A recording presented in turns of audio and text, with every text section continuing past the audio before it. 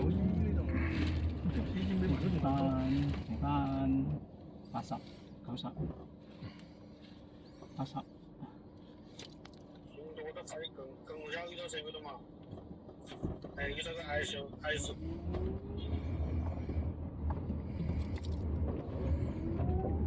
著名嘅天虹商場。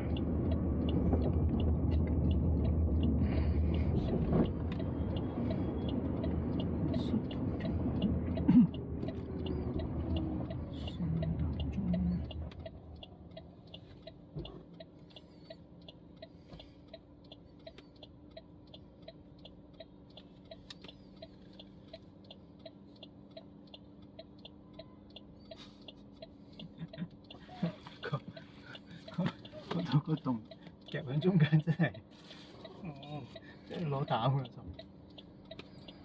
釘子戶，釘子戶係。個模佢都唔係一排，佢係喺後邊一排。你前邊3座都咁鬼高，佢零零舍舍。啲咩破店肥蝦係咩？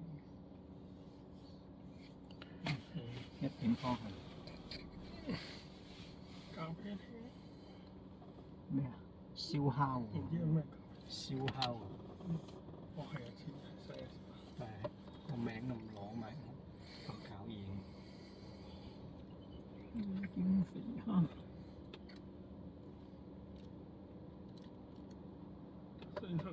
我同大佬講聲啊，其實香港嚟嘅。大佬使你搞，大佬一早有主意啦，使你教，吹兩吹又俾你。唔係，起碼要話個時間俾佢知嘛。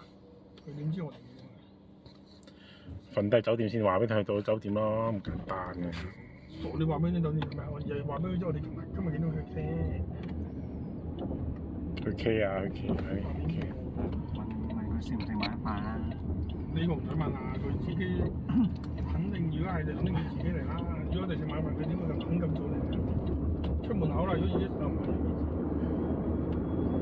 咪應該講，我哋就純粹話俾你知8點半佢嚟。如果佢有興趣，就會問我哋嘛，你幾點食飯？如果佢連 K 都冇興趣，就唔嚟啦。不過大佬通常都唔排，都會分兩個。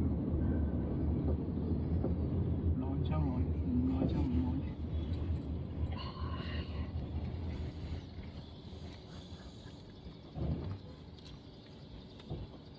我覺得大佬上嚟。